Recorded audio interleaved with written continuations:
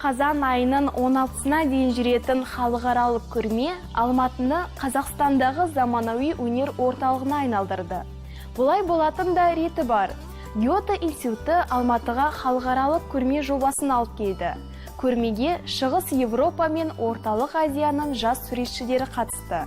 Олардың жұмысына қарап, қазіргі суретшілеріміздің айрықша ықыласына ие болған контемпорари арт саласындағы негізгі бағыттар мен басты тақырыптарды бағамдауға болады. Бұл туралы келесі сюжетімізде толығырақ баяндаймыз.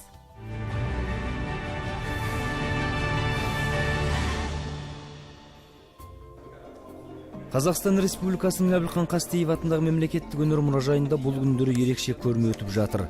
Мұндағы экспонаттар мынау басы, мынау аяғы дейтіндей белгілі бір жүйемен орналаспаған.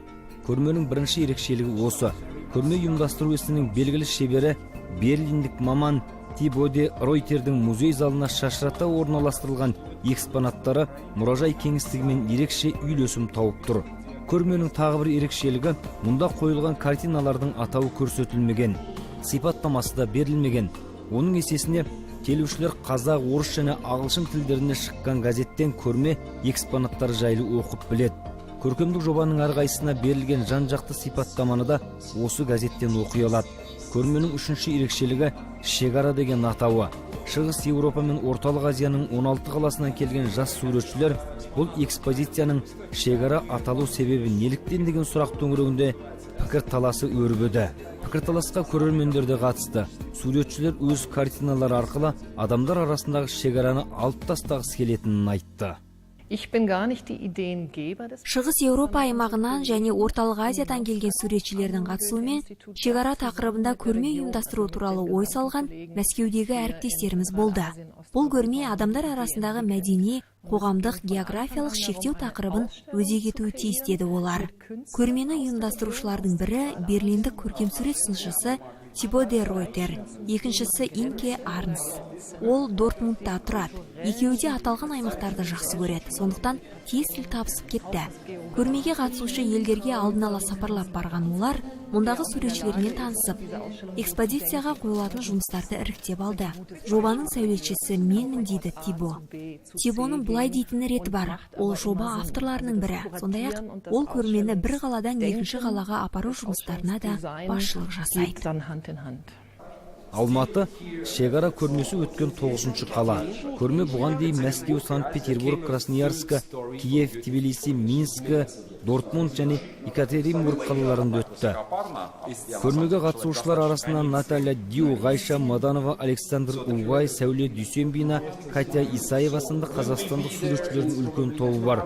Катя Исаева Мәскеуден Алматыға дәстүрлі шығыс кеселерінің үлкен топтамасына келді.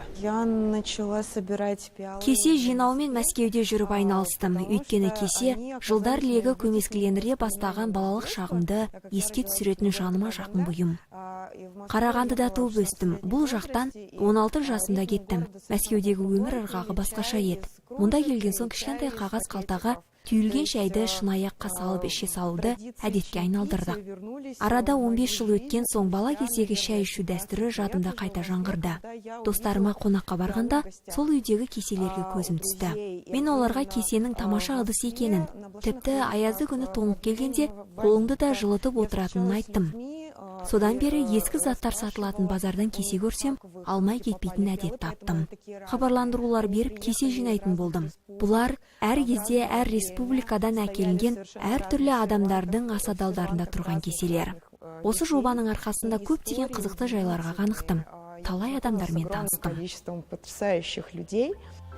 Мына инсталляция түсқағаздар каталогына көбірек ұқсайды. Шынында да солай. Әйтсе де бұл макеттерді Сәуле Дүйсенбина өз қолымен бір дана етіп қана әзірлеген. Суретші қазақтың қызықты ойындары жобасында қазақ халық аңыздарын, халықтың дәстүрлі мәдениеті мен Астананың сәулет өнері материалдарын пайдаланған. Бұлар бізді қоршаған ортаның өзіндік белгілері мен нышандары. Әдетте күнде көріп жүрген кейбір заттардың көз үйрене келе әлде бір түс қағаздарға айналып кететіні болады. Әлгі көргендеріңіз өте ұсқынсыз нәрсе, немесе ерекше ғажап дүние де болуы мүмкін. Бірақ күнде көріп, көз үйренген соң көңіл аудармайтын болып кеткенбіз. Сөйтіп бұлар біз өмір сүретін ортаның үйреншікті өрнегіне айналған. Мұнда әдеттегі өмір оқиғаларын арқау еткен күлкілі, қызықты түс қағаздар бар. Осылардың ішінен көрген жанды абыржытып, ыңғайсыз жағдайға қалдыратын, сондай-ақ көңілге қаяу түсіретін өрнектерді де кездестіресіз. Бір сөзбен айтқанда, айналамызда болып жатқан жайлардың бәрі айна қатесіз осы түс қағаздар топтамасынан көрініс тапқан. Көрмеге қатысушылармен болған пікірталас діни, этникалық, этикалық және басқа да мәселелерге байланысты ара жігіміз қандай деген тақырыпқа тереңірек бойлауға мүмкіндік берді. Суретшілер картиналарының жазылу тарихымен таныстырып, көрермендердің сұрақтарына жауап берді. Кейбіреулері бұл мәселеге сыни көзбен қарады. Олар жекелеген жобалар ел мен елдің, сондай-ақ бір халық пен екінші халықтың арасындағы өзгешелікті жоюға емес, қайта одан сайын айқындап көрсетуге қызмет ететінін айтты. Әйтсе де авторлар мен ұйымдастырушылар айтылған сындардың қай-қайсысын да дұрыс қабылдады. Все пересмысливают Шекара ұғымын әркім өзінше түсінеді. Бұл арада біз қандай да бір аймақтық бөліну жөнінде айтып отырғанымыз жоқ. Әйтседе алғашында әңгіме осы мәселеге байланысты өрбіген еді. Көрме көп қаланы аралады. Барған жерлерінде бұл экспозицияны әркім әртүрлі қабылдады. Көрермендері де әртүрлі болды.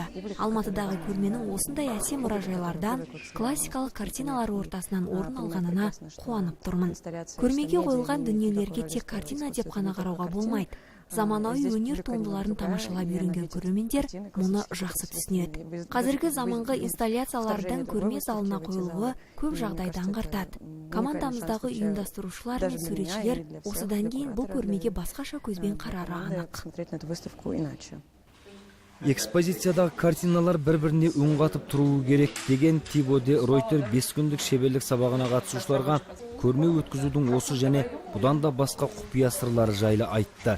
Тибоның көрмені қалай жасау керек деп аталатын шеберлік сабағына Темірбек Жүргенов атындағы Қазақ ұлттық өнер академиясының студенттері, көрме ұйымдастырусын енді бастаған тәлімгерлер, Алматы мұражайларының қызметкерлері келді. Көрме ұйымдастырушылардың еуропалық тәсілдері өзгешелеу екенін көңілге түйдік. Сондай-ақ Темірбек Жүргенов атындағы Қазақ ұлттық өнер академиясы студенттерінің жұмыс істеу әдіс тәсілдері, оларды қызықтыратын тақырыптар, аға буын өкілдері таңдайтын әдіс тәсілдер жайлы білдік. Мұның бәрі бізді ерекше қызықтыратын жайлар. Тибо сабаққа қатысушыларға көрме алаңын сәл басқашалау етіп ұйымдастыру жөнінде ой тастады. Қалай болғанмен де шетелдік тәлімгерлердің үлкен залдармен жұмыс істеуге машықтанғаны байқалып тұрды. Залды қалай толтыру керек, жарық қалай түсуі тиіс. Много всяких интересных. Алдыңғы болашағымызда егерде біз өзіміздің көрмемізді жасасақ, сол жайлы көп заттарды үйрендік, және де қалай көрме жасау керек, қай жерде қалайынан өзіміздің экспонаттарымызды қоя білуімізді үйрендік. Бұған дейін мен көрме жайлы ешқашан ойлаған жоқпын, бірақ осы аралықта көп заттарды ойыма келіп жатыр. Әрине, егерде мен өз мамандығым бойынша көрмелер қойып жатсам, міндетті түрде қоямын деп ойлаймын, сол кезде ойлар келіп жатар. Халықаралық шекара көрмесі 16 қазанға дейін жұмыс істейді, сосын Ташкентке бет алады.